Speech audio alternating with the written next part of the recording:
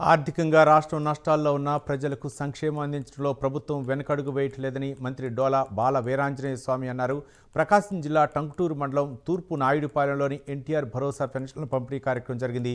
ఈ కార్యక్రమంలో అధికారులతో కలిసి మంత్రి డోలా పాల్గొన్నారు.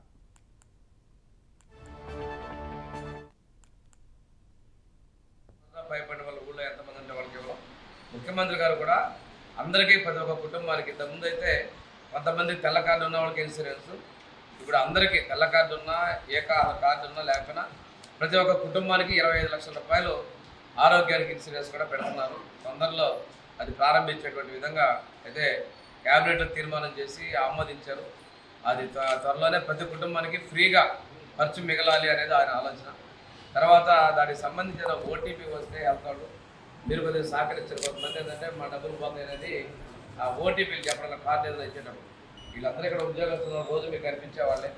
ఒకవేళ మీ అకౌంట్లో ఏమైనా ఇబ్బంది జరిగినా వాళ్ళ మీరు సిఐ ఉన్నాడు అధికారి గారు ఇటువంటి వాళ్ళు మీరు కంప్లైంట్ ఇవ్వగానే మీ డబ్బులు కనుక పోతే అలాంటి పరిస్థితి ఉండదు. కాబట్టి ఉద్యోగస్తులు సహకరించి ఆ ఓటీపీ చెప్పినట్లయితే నేను చెప్పినటువంటి సీనియర్ వయోవృద్ధుల 60 సంవత్సరాల పైబడిన కార్డు కావచ్చు, 70 సంవత్సరాలు దాటినటువంటి వాళ్ళకి ఇచ్చేటువంటి ఇన్సూరెన్స్ కార్డు కావచ్చు, ఇవి జనరేట్ చేస్తారు. తొందరలో ఆరోగ్యం మొత్తాన్ని కూడా ఇంట్లో ఉన్నటువంటి ప్రతి ఒక్కళ్ళ ఆరోగ్యాన్ని కూడా ఫోన్లో చేస్తే ఆ రికార్డు చేసి 25 లక్షల రూపాయల ఇన్సూరెన్స్ కూడా ప్రతి ఒక్కరికి ఇచ్చేదని ముఖ్యమంత్రి గారు తీసుకుంటున్నారు. కుప్పంలో చేస్తున్నారు.